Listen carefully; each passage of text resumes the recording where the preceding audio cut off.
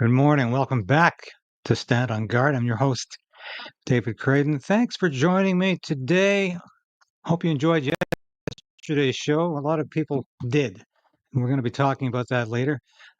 Returning to a familiar theme today, because after all, if we're worried about war with Russia, are we worried about if we can actually do it? Is our military prepared to any degree? The answer is, well, probably won't shock you. The answer is no. When we come back, how woke is Canada's military and how inadequate is it? So we are in a very precarious position in this country. We need political change, but we also need the resolve to resist.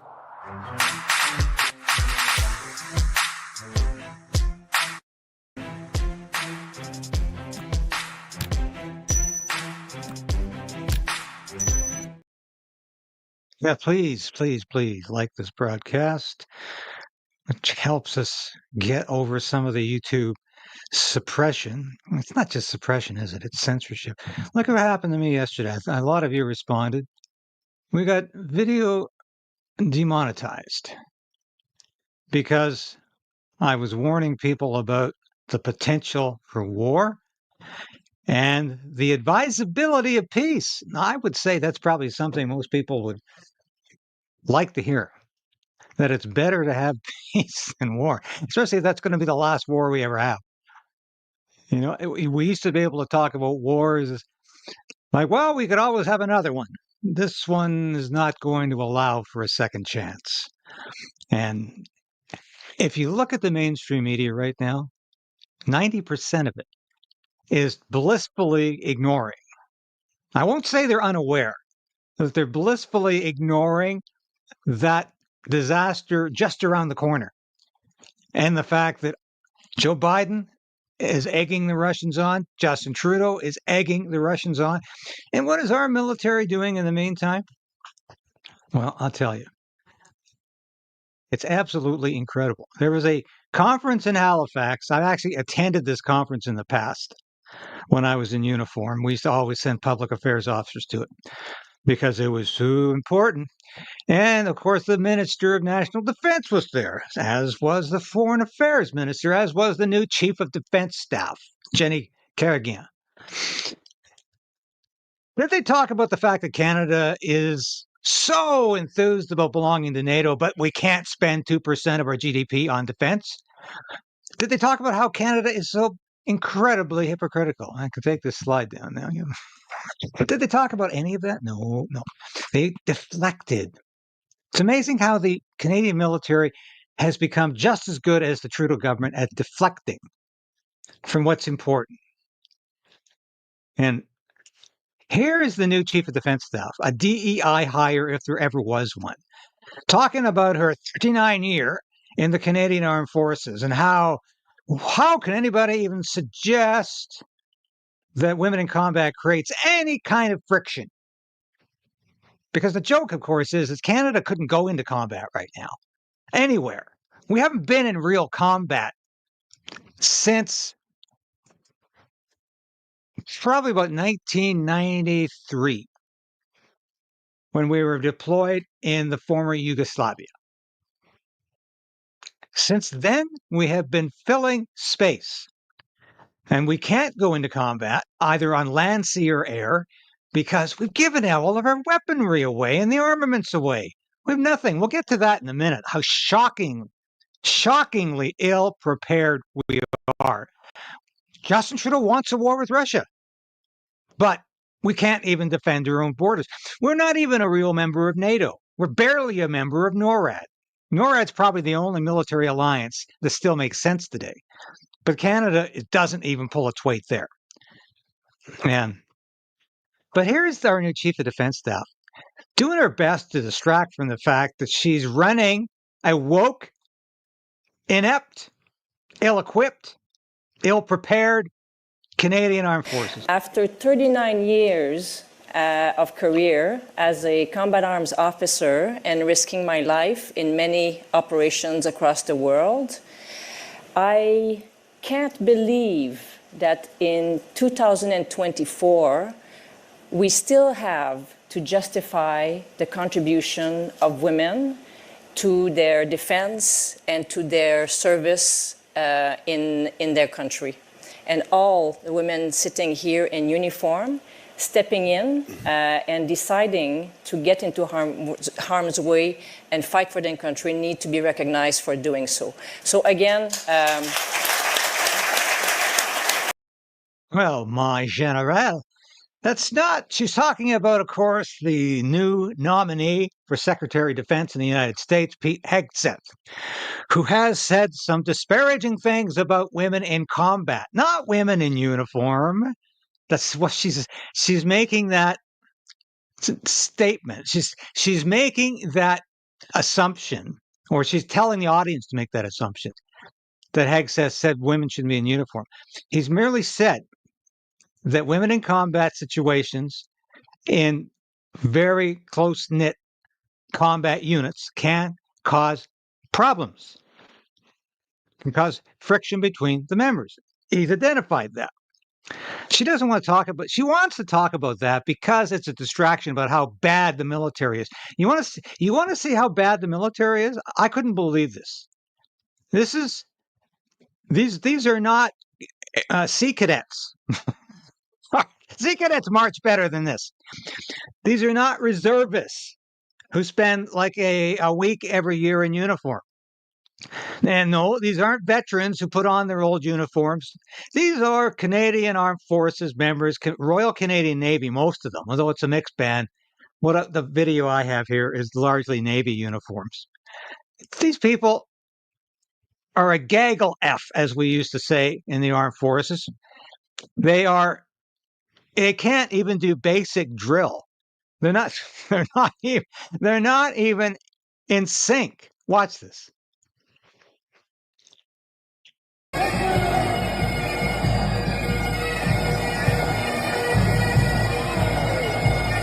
Absolutely astounding. Look at that.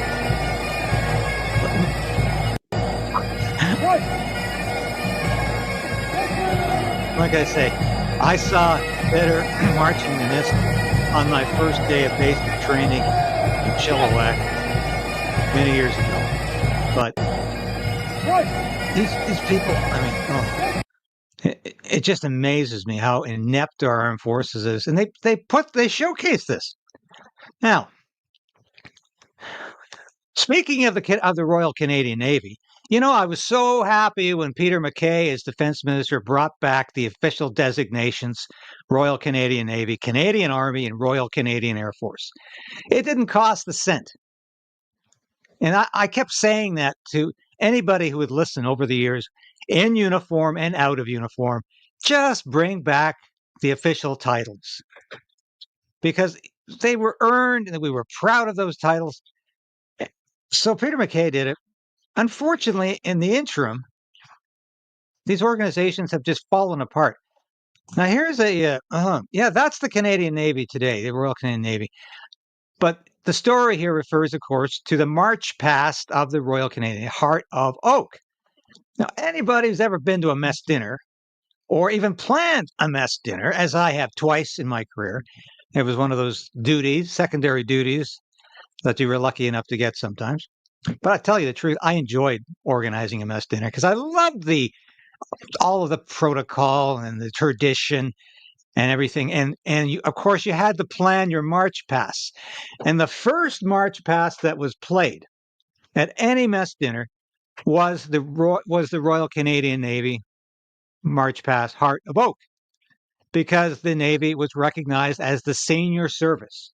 It's one thing you learn about doing a mess dinner and putting all the march past down. All of the Army regiments had their own march past.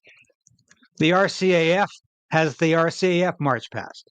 So every squadron doesn't have a march past, but every Army regiment. So sometimes you can be listening to march past for quite a while.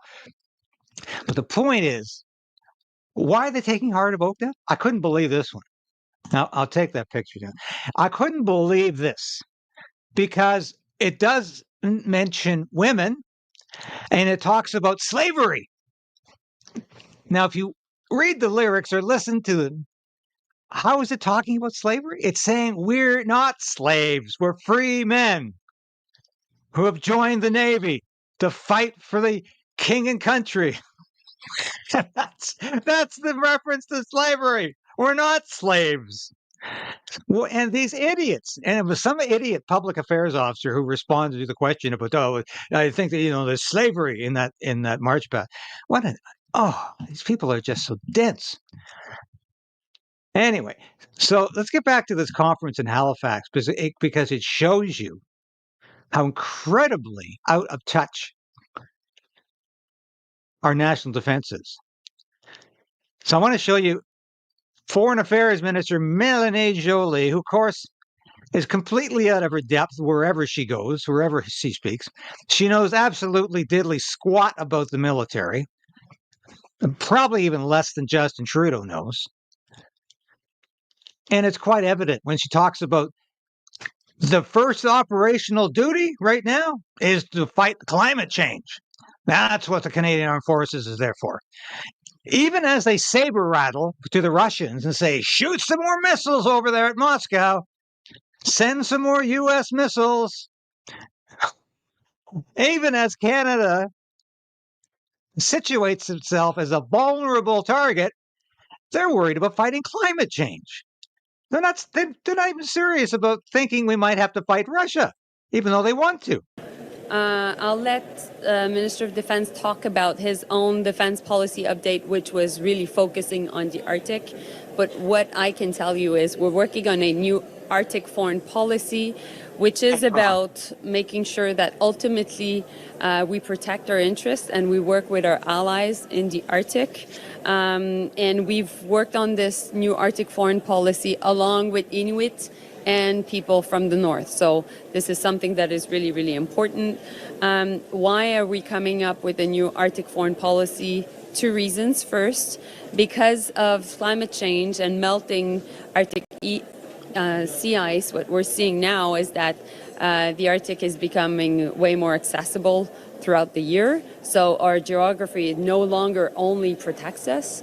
And the other thing, of course, is we're seeing greater Russia-China cooperation in the Arctic, particularly following Russia's invasion of Ukraine.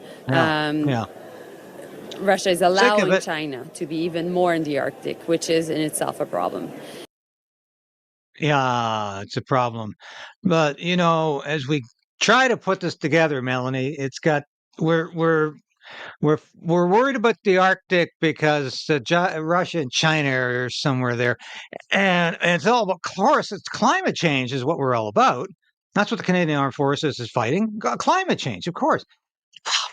Get the talking point straight. This is what Justin Trudeau would be saying if he was there. Of course, Justin wasn't around. He was too busy going to Taylor Swift concerts all weekend. We won't get into that again. But I just laughed at the coverage he's getting around the world. How dumb is this man? Every time he has a chance to do something publicly, he looks like a clown. He looks like a fool. So thank God he wasn't at this defense security conference making no sense at all. But he was making no sense at all doing other things. Now, here's our blessed Minister of National Defense. I mean, Bill Blair. You recall Bill Blair was brought into the Liberal cabinet in 2015 for one reason alone. He was the former chief of police, Toronto Police, and he had a plan to legalize weed. And that's the only plan this guy has ever had in his head. He was essentially irrelevant and spent after Trudeau legalized marijuana in this country, and that was Bill Blair's greatest legacy, if you can call it that. He was a disaster as the open borders minister, as he stood there and watched hundreds of thousands of people walk across the border into Canada and get sent to 4-star hotels in Montreal, Toronto, and Ottawa. He's been a disaster as national defense minister because what has he done? Well, he keeps talking about, we're really going to spend more money. We're spending more money, except not now. It's going to happen in a decade or so when I'm not probably even alive anymore. I certainly won't be Minister of National Defense. So what the hell am I worried about it for? I won't be around. But we will be spending the money at some time. And we'll hit that 2% of GDP for NATO. Well, you bet we're going to get there.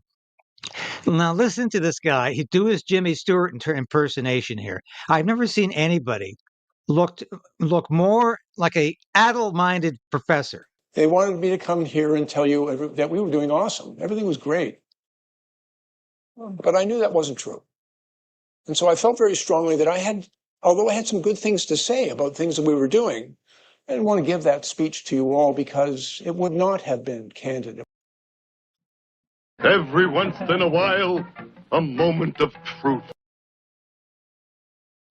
Yeah, there was a weird moment here when Blair is actually admitting his department is shot. And I listened to his whole speech. I'm not going to play the whole speech. It's incredible. He says challenge 25 times in the speech, or challenging, or it's a challenge 25 times. When you belong to the Trudeau cabinet, one of the talking points is never say something is a problem. Say it's a challenge, or something is challenging. So he says this throughout the speech about 25 times. He says probably about 3 or 4 times in this brief moment we have here. But at the beginning of the speech, he's actually admitting that his department is out of control. Not have been frank, would not have been honest. And this is the forum for open and honest conversation between friends. And so when I came here last year, I spoke about what we needed to do going forward, and I tried to be honest with all of you. Canada needed to do more. We needed to go faster. We needed to spend more money. But it wasn't simply to me a spending metric provided by our friends and allies and a spending metric that we had committed to. It was because we needed to invest in our own national defense. We needed to invest in our own armed forces. We needed to support the remarkable men and women who choose to serve their country in uniform and defend their country. We also had to live up to our obligations to our international partners, our friends and our allies. We had made commitments. And I think through decades of underinvestment, we were not fulfilling that promise, and we needed to do more. So he's saying we needed to do more. Yeah. But the problem is, Bill, you didn't do more. You've done absolutely nothing. Your last defense policy or your last defense review suggested that all of this is going to happen like 10 years from now. You're not spending any money now. You're running a woke military where people until very recently were allowed to have long hair down to here, wear nose rings, not even wear the uniform, wear whatever the hell they wanted to work. It's a joke military. It's a woke military, and you've given away everything in terms of armaments and supplies to Ukraine. We don't have a single operational leopard tank, meaning one that works, one that can run. They're all spare parts now. That's all we've got. You've given everything away, and we can't replace any of it. We don't have the mechanism in place to replace any of the equipment we've given away. But that's no problem for Bill because he's being honest. The discussions that we had here, I think really was an opportunity for us to learn how to go forward together. Now, the increasing threats of our adversaries, Peter's already articulated them very well, and of course with the compelling video that he shared. But certainly, the activities of our adversaries like China and Russia, Iran and North Korea are global, and they're in fact interrelated. They are intended to challenge the international order that has kept us all safe and prosperous, and so instability among our own people and within our own nations. And it demands an appropriate, united, and strong response from us. As you all know, Russia's brutal and illegal invasion of Ukraine has directly challenged the rules-based international order that has kept us safe for over 80 years. And let us acknowledge the people of Ukraine who have been bravely facing that challenge. Their men and women who are on the very front lines, who have sacrificed not just with their energy, but with their blood. And they are fighting for freedom and democracy. No, they're not fighting for freedom and democracy. They don't have that under Zelensky. And so he goes on and on and on about all of these adversaries we have, but doesn't really admit that he's done nothing in the last year. And we're not spending any money. We've given it all away. Billions of dollars have gone into the black hole of Kiev. Billions of dollars have gone up in smoke, literally. Is he ashamed of that? No, because he really thinks Canada's pulling its weight. And of course it's not. You want to find out how bad things are? Now, I've played portions of this before, but I want you to see this. This is a retired Lieutenant General Andrew Leslie, who was still in the military the last time I spent another couple of years. I went back into the military, spent 3 years doing some work in public affairs. And Leslie was just on the verge of retiring. And one of the guys I was working with, a lieutenant colonel, was an old chum of Leslie. They had gone, I think, to staff school together or something. And he said, this man's very ambitious. He's very ambitious. He's the son, he's the grandson of 2 defense ministers. And of course, Leslie thought he was going to be the next defense minister under Justin Trudeau. He was elected as a Liberal MP in an Ottawa East riding. Was sure he'd be the next defense minister. Of course, the grandson of 2 other defense ministers, a lieutenant general. No, he wasn't. Trudeau played the identity politics card, gave it to Harjit Singh, one of the most incompetent defense ministers we ever had. And Leslie really was not very happy as being the government whip. But I didn't have a lot of time for Leslie in those days. I got a lot of time for this guy today because he's really developed a sense of honesty and courage that's very remarkable. And what he's saying about the Canadian military is incredible. Thank you, Mr. Chair. Can you hear me okay? My intent is to offer some criticism of the status quo so that we can learn and then perhaps in question period get into some solutions.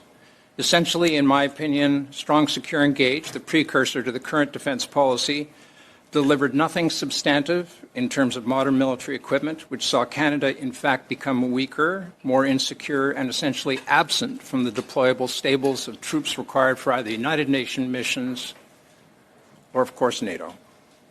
The 2024 defense policy update of Our North Strong and Free is no better, unfortunately, in that it promises some urgently needed equipment years from now, but nothing today. Indeed, the 2024 defense spend will be less than that of 2023. Of course, we're well aware of what just happened down in the United States.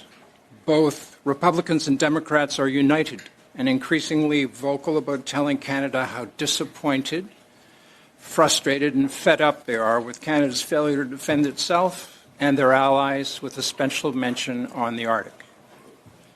Meanwhile, as we know, and I was involved in the last NAFTA renegotiations, that's coming due at a time when a variety of key players down south have articulated clearly the base of 3% perhaps looms on the horizon, and how defense, security, trade, and border security are all intertwined.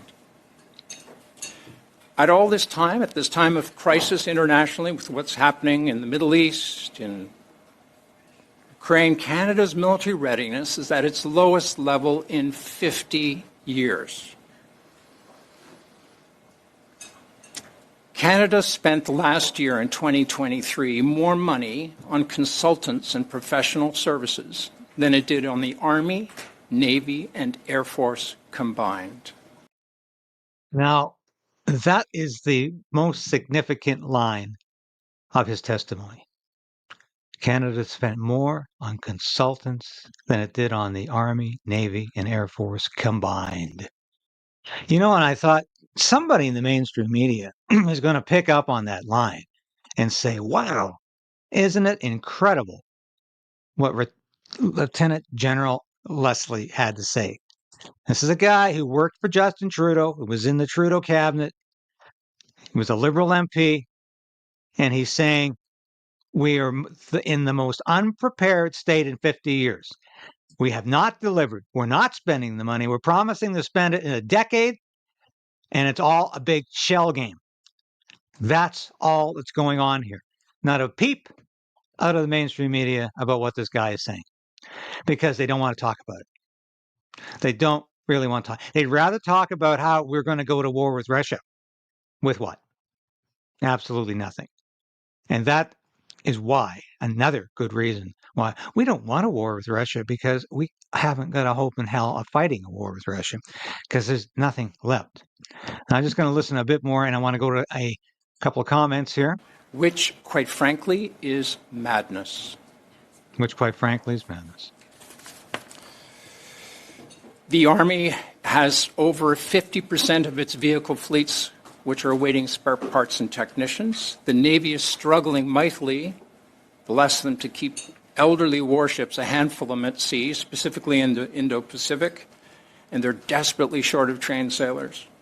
And the Air Force has been unable to participate in significant NATO deterrent exercises either up north or out over the oceans in conjunction with our friends and allies because they don't have the pilots, the spare parts, or the money to fly the aircraft.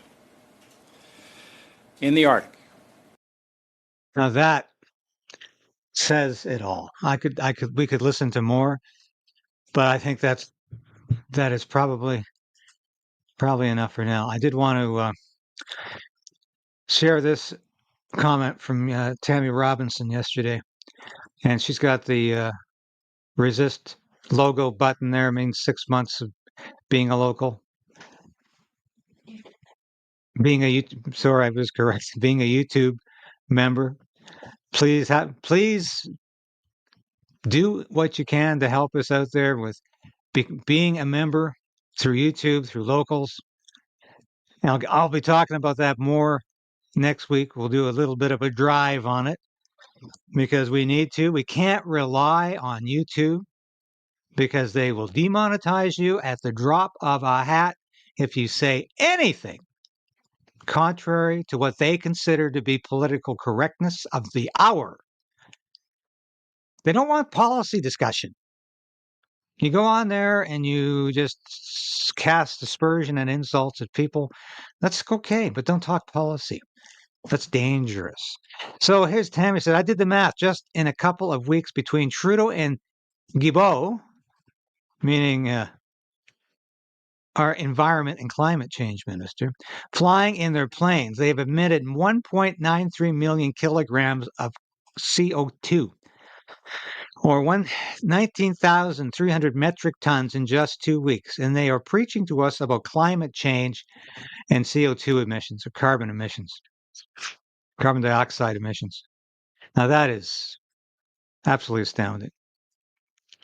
Now, Tammy also gratefully and thankfully followed this up because yesterday, as I said, my broadcast on the potential for a world war, on the potential to avoid a world war, to have peace in Ukraine, in the Middle East, and not to egg on the Russians to have a war when we never did that in 50, 60 years of the Cold War. And he says, I just sent several MPs an email, David. This is what I said. Ukraine and Zelensky were authorized to fire long-range U.S., UK, and now French long-range missiles into Russia. Justin Trudeau at the G20 was happy as a lark that Ukraine did fire UK and U.S. long-range missiles into Russia. What is wrong with Trudeau/NATO and the rest of these fools? Russia retaliated by sending hypersonic missiles into Ukraine, but left their nuclear warheads off these missiles. But Putin is not screwing around. You got that right, Tammy. He has said every country who has supplied Ukraine with even one bullet or one tank will be fair game. Enough is enough already. We, the people, want peace. Peace, not nuclear war. This is our modern-day Cuban Missile Crisis here. And this war now. No more money, no more arms, no more missiles, planes, or tanks for Ukraine. These damn fools are going to take us into a nuclear World War III with Russia. We elected you to serve us. We, the people, do not want a war with Russia, especially a nuclear war. We desperately need adults in the room now. NATO has gotten millions in Ukraine killed Anyone who thinks Ukraine can defeat Russia has some very serious issues. We want peace for Ukraine and its people. We most definitely do not want more dead Ukrainians, nor a nuclear war with Russia. Listen to this piece here. Former U.S. Colonel Douglas McGregor lays it out perfectly. We want peace, peace, peace, and not war. Yeah. And I think that's what I was trying to say yesterday, Tammy, is that we do want peace. And as I've laid out today, you have got to see how war is impossible for Canada. We cannot defend ourselves. We have given away all of our equipment, and we're not re-establishing. We're not repurchasing. We are not reimbursing. We are simply letting things slide. And the Trudeau government is a hoaxer government. There is no plan to reach 2% of the GDP or to do anything adequate about defense spending. That's not going to happen under Justin Trudeau. How much longer can we continue? I don't know. Because every day seems like a week in terms of history right now. Because any day things could go very, very wrong. But we're hoping and praying that things are going to get better. And we need to understand how ill prepared our military is and how it's become nothing more than a woke fashion show for Justin Trudeau and his people. And this has got to stop. I'm going to end this with our new ad for merchandise. We had to change that one too yesterday. Well, have a look at this and remember us because we're a month away from Christmas. I can't believe I looked at the calendar today. November 25th. It was always my father's birthday. And it's also a month before Christmas. So I'm praying we all have a blessed Christmas this year. Ho, ho, ho, ho, ho!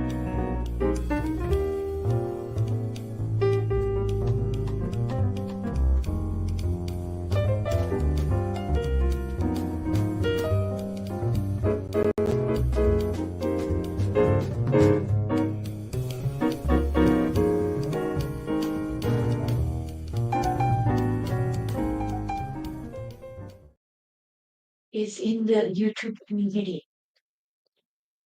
Tammy's letter.